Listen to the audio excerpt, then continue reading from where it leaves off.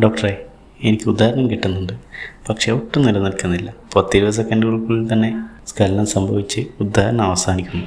എനിക്ക് പൂർണ്ണതയിലെത്തിക്കാൻ സാധിക്കുന്നില്ല. ഇത് എന്തവസ്ഥയാണ്? ഞാൻ എന്ത് ചെയ്യും ഡോക്ടർ?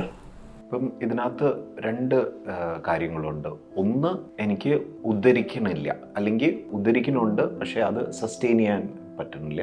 രണ്ട്, പെട്ടെന്ന് ഇജാക്കുലേറ്റ് ചെയ്തു പോകുന്നു.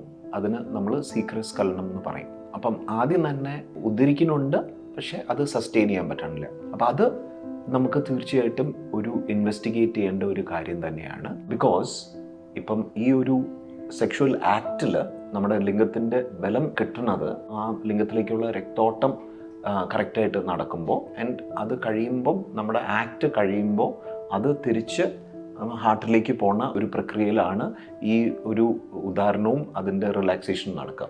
അപ്പം പെട്ടെന്ന് ഉദ്ധരിച്ചിട്ട് അത് സസ്റ്റെയിൻ ചെയ്യാൻ പറ്റുന്നില്ലെങ്കിൽ ഒരു ഫണ്ടമെൻ്റലി അവിടെ ഒരു ചെറിയ പ്രശ്നം ഉണ്ടാവാൻ സാധ്യതയുണ്ട്. അപ്പം അങ്ങനെ വരുവാണെങ്കിൽ അത് നമ്മൾ കറക്റ്റായിട്ട് കണ്ടുപിടിച്ച് അതിനെ ചികിത്സിച്ച് കഴിഞ്ഞ് കഴിഞ്ഞാൽ ഇതിന് ഒരു പരിഹാരം നമുക്ക് കാണാൻ പറ്റും. ബിക്കോസ് അല്ലെങ്കിൽ നമ്മൾ വേറെ എന്തൊക്കെ മരുന്നുകൾ ഉപയോഗിച്ചാലും ഈ വീനസ് ലീക്കോ ഇങ്ങനത്തെ പ്രശ്നങ്ങളോ ഉണ്ടെങ്കിൽ അവർക്ക് ഒരു ബലം കിട്ടില്ല. നമ്മൾ ചികിത്സിക്കുമ്പം അവർ പിന്നെയും ഫ്രോസ്ട്രേറ്റഡ് ആവും. പിന്നെ രണ്ടാമത്തെ ഇത് സീക്രട്ട് സ്ഖലനം.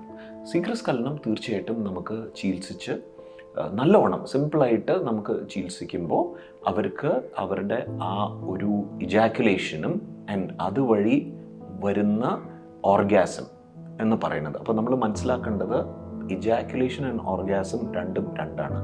ഇജാക്കുലേഷൻ ആ നമ്മുടെ പീനൈൽ ഓർഗനിൽ നടക്കുന്ന ഒരു കാര്യവും ഓർഗാസം നമ്മുടെ തലയുടെ ഉള്ളിൽ നമ്മൾ എക്സ്പീരിയൻസ് ചെയ്യുന്ന ഒരു കാര്യത്തിനാണ് ഓർഗാസം എന്ന് പറയുന്നത്. അപ്പോൾ ഇത് രണ്ടും ആക്ച്വലി ഈവൻ ദോ രണ്ട് വാക്കാണ്, രണ്ട് പ്രക്രിയ ആണെങ്കിലും one follows the other. Secret സ്ഖലനം നമുക്ക് സിമ്പിളായിട്ട് ചികിത്സിക്കാവുന്ന മരുന്നുകളുണ്ട്. ആൻഡ് നമ്മൾ ഈ മരുന്ന് കൊടുക്കുമ്പോൾ അവർക്ക് ഈ പ്രശ്നം വളരെ എഫക്റ്റീവായിട്ട് കാണാറുണ്ട്. ആൻഡ് അപ്പോൾ അതുകൊണ്ട് നിങ്ങൾ ഭയപ്പെടേണ്ട ആവശ്യമില്ല.